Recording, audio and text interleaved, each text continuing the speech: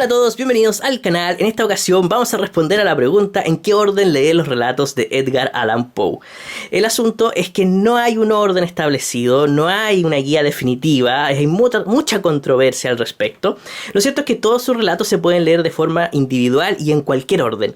No hay un orden, eso sí, mucha gente se confunde porque son demasiados, así que en este video vamos a tratar de hacer una guía en donde vamos a aclarar un poco, agruparlos un poco y tratar de resaltar los más interesantes de su obra narrativa.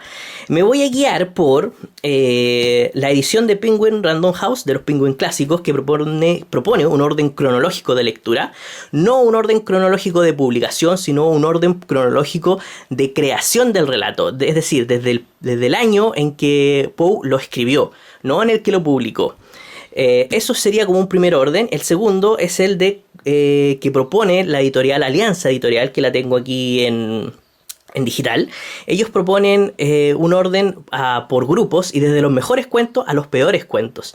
Entonces aquí los que crearon esta edición de Alianza y que tiene una traducción de Julio Cortázar, dicen que los cuentos los agrupan de acuerdo a qué componente tienen más, qué componente tienen más marcados. Hay que recordar que Poe decía que todos sus relatos componen un solo libro. A lo largo de toda su vida él siente que escribió un solo libro y que cada relato es una parte de un todo.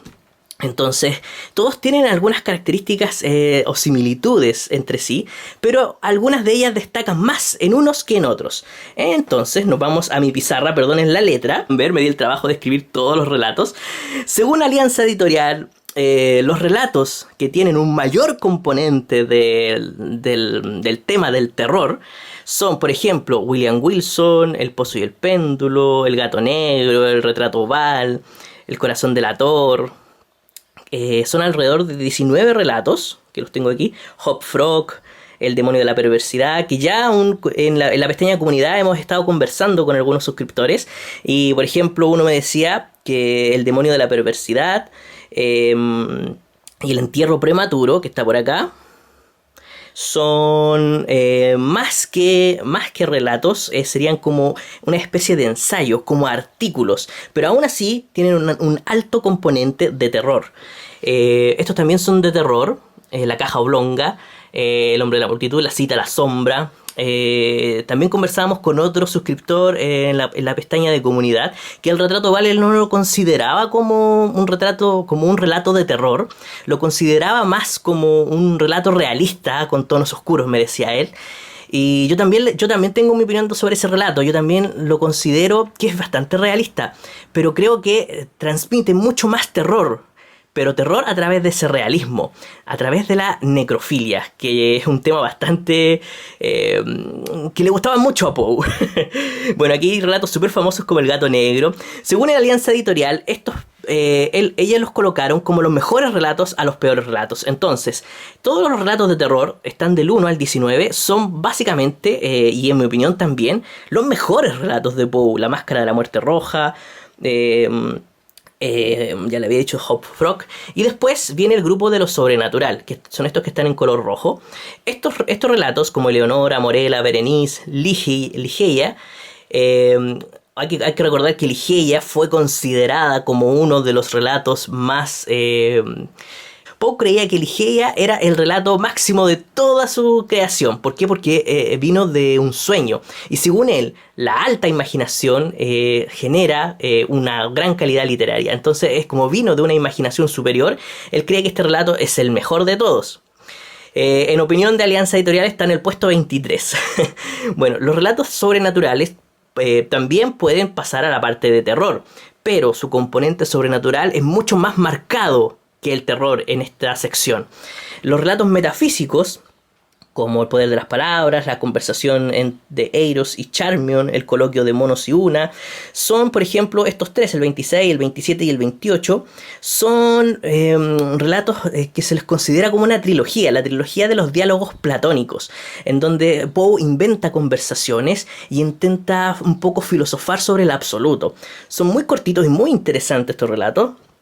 Los relatos analíticos, por ejemplo, la Alianza Editorial los agrupó aquí. Aquí el 31, el 32, el 33, que son Los crímenes de la calle Mori, El misterio de Mary Roget y La carta robada. Los tres relatos son de tipo detectivesco, en donde el detective es el mismo. Se llama Dupin, Auguste Dupin, que es un caballero francés, un Le Chevalier, no sé cómo se pronuncia, que crea Poe, pero no pensando en un detective, sino pensando en una persona sumamente analítica y sumamente pragmática. De este detective que aparece solamente en estos tres relatos, porque no aparece en ninguno más, nace la idea de Arthur Conan Doyle de crear a Sherlock Holmes. De hecho, en Estudio en Escarlata, si lo leen, Holmes habla de Dupin y lo trata como si fuera como si fuera un farsante, y es muy divertido. Pero ojo, estos tres relatos son muy buenos si que se les gusta el género del detective. También tenemos relatos de anticipación y retrospección. Según Alianza Editorial, a partir de este cuento, el cuento de las 1002 de Sherezade, empieza a decaer un poco la calidad literaria de Poe. Por eso en el 37 ya tenemos Millonatauta, que este es bueno. También tenemos los relatos de paisajes, como El dominio de Arnheim, El cottage de Landor, La isla del hada, que son relatos más de tipo filosóficos, en que Poe decía que la belleza del paisaje se podía duplicar si tú entrecerrabas los ojos. Son relatos muy bonitos y un tanto filosóficos, en donde Poe sigue una idea de que hay una especie de desorden en la naturaleza y que desde la perspectiva del artista le puede dar orden a ese desorden. Son relatos geniales. Los relatos de lo grotesco, por ejemplo, que tienen un componente de grotesco mucho más marcado que el terror, que está por ahí. Entonces, por ejemplo, La Esfinge, que es un tremendo relato, podría estar fácilmente en la categoría de terror, pero como tiene un componente de grotesco muy importante, está aquí, al lado del Ángel de lo Singular. El Rey Peste, por ejemplo. El Rey Peste también es un relato súper recomendado. Este mismo orden yo lo publiqué en mi blog de forma mucho más ordenada, así que pueden visitarlo. Le dejé la dirección en la cajita de la descripción para que lo vayan a ver, para que se entretengan, para que vean de qué tipo de relato quieren leer de Edgar Allan Poe, o si las ediciones que tienen, qué relatos contienen, si básicamente de terror o básicamente de lo sobrenatural o de lo metafísico. Generalmente las ediciones que aparecen de Edgar Allan Poe contienen los relatos de terror. Generalmente son estos los que aparecen. Un ejemplo, yo tengo esta edición.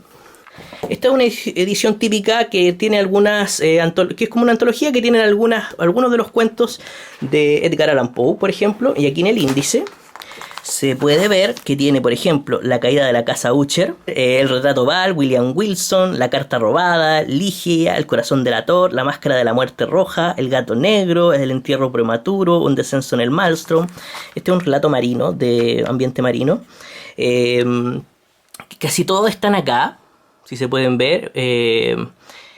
Casi todos los relatos que aparecen aquí, casi todos, son de esta parte de acá.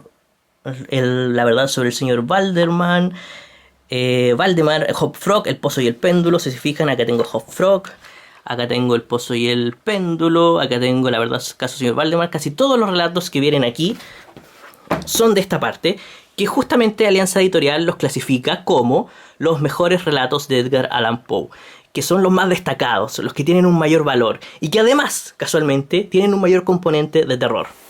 Lo que nos sugiere Penguin Random House en su cuentos completos. Acá los tienen en orden desde los primeros relatos a los últimos escritos por Edgar Allan Poe. Si se fijan, Un sueño es el primero.